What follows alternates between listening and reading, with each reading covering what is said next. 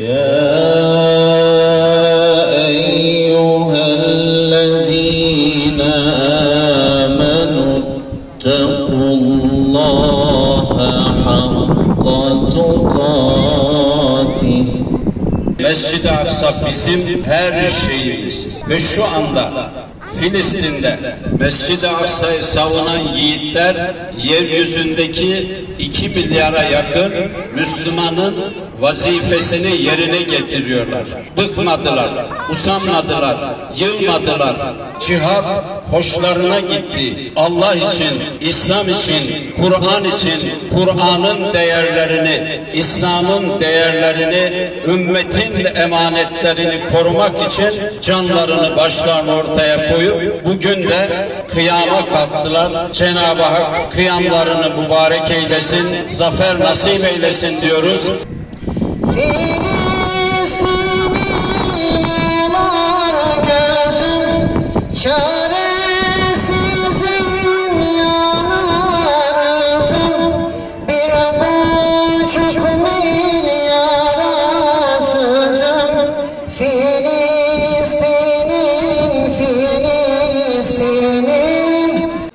Değerli basın mensupları, kıymetli Mescid-i Aksa muratipleri, bir asırdan uzun bir süredir Siyonist işgalci çetenin Filistin halkına ve topraklarına yönelik uyguladığı sistematik işgal ve katliam devam etmektedir.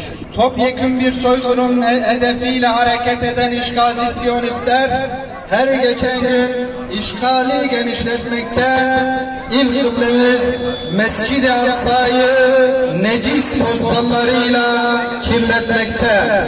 Bu kutsal beldenin kutsiyetini hiçe saymakta ve adeta bütün bir İslam alemine meydan okumaktadır. Filistin halkı soykırım ve işgal karşısında meşru müdafaa hakkını kullanarak kendi topraklarını, vatandaşlarının canını ve İslam ümmetinin izzetini ve şerefini korumaktadır. Her gün şehit verilmesine rağmen direniş cephe cephe büyüten Filistin halkının şanlı direnişini selamlıyoruz. Biliyoruz ve inanıyoruz ki mazlumiyet değil, direniş erdemdir. Erdemli Filistin halkının haklı mücadelesinde muvaffak olması için dualarımızı gönderiyoruz. Yüce Allah yardımcıları olsun.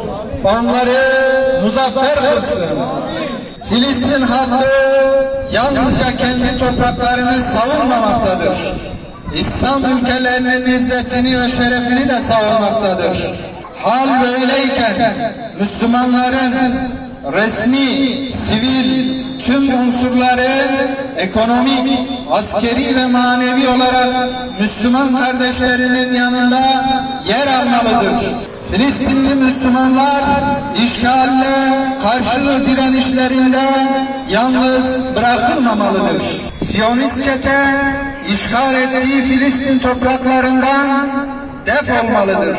İşgalci çeteyi gelinen aşamada katliamcı ve işgalci uygulama ve politikalarından vazgeçmesi, Gazze'ye uyguladığı ambargoyu kaldırması ve yeni bir katliama girişmemesi konusunda uyarıyoruz.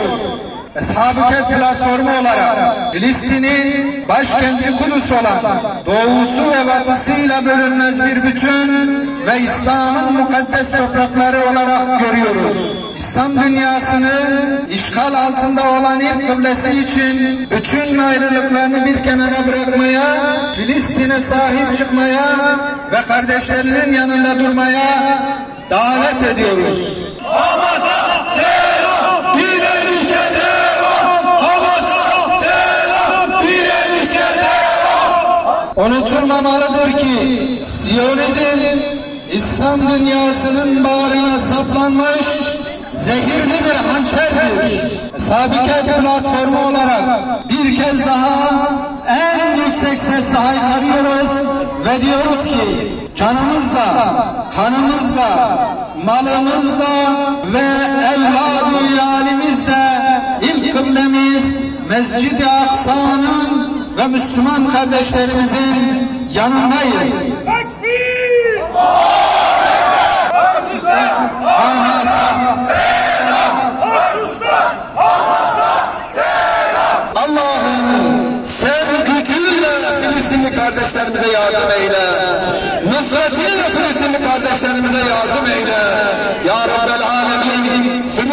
kardeşlerimizi sen muzaffer eyle.